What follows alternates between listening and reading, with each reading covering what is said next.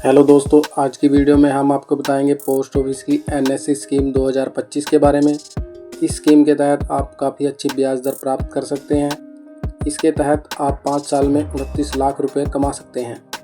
इस स्कीम के बारे में अगर हम बात करें, आप एनएससी खाता कैसे खुलवाएंगे, कौन कौन से दस्तावेज आपको देने पड़ेंगे, कितने पैसे जमा करवा कर आप यह खाता खुलवा सकते हैं, आपको कितनी ब्याज दर मिलेगी, खाता ट्रांसफ़र करवाने की सुविधा, और आप नॉमिनी को ऐड करवा सकते हैं या नहीं, और इस स्कीम में आप कैसे टैक्स रिबेट ले सकते हैं, ये सारी जानकारी हम आपको इस वीडियो में देंगे।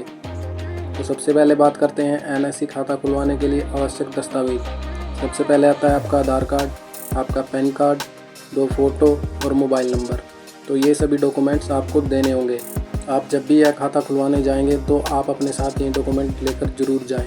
उसके बाद अगर हम बात करें एनएससी खाता कैसे खोलें, तो उसके लिए आपको सबसे पहले पोस्ट ऑफिस में जाना होगा, क्योंकि इस खाते को आप ऑनलाइन नहीं खुलवा सकते।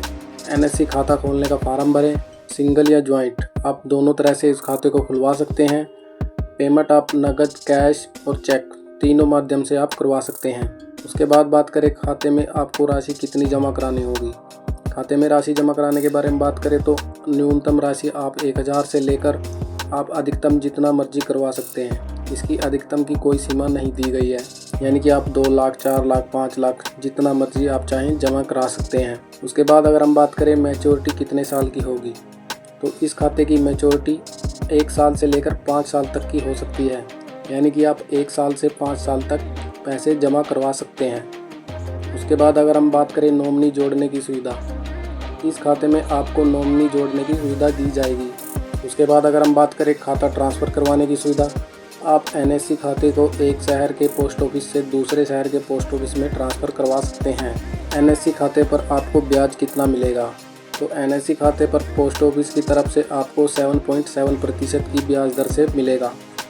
अब बात करते हैं एनएससी खाते पर टैक्स में छूट। एनएससी के खाते पर आप 80C के तहत टैक्स में छूट ले सकते हैं।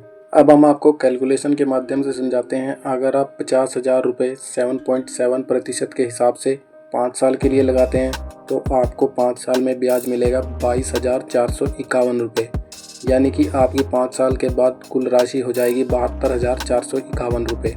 इसी तरह अगर आप 1 लाख लगाते हैं 5 साल के लिए 7.7 के हिसाब से, तो आपको ब्याज मिलेगा 44,903 रुपये। टोटल राशि रहेगी आपकी 1,44,903 रुपये।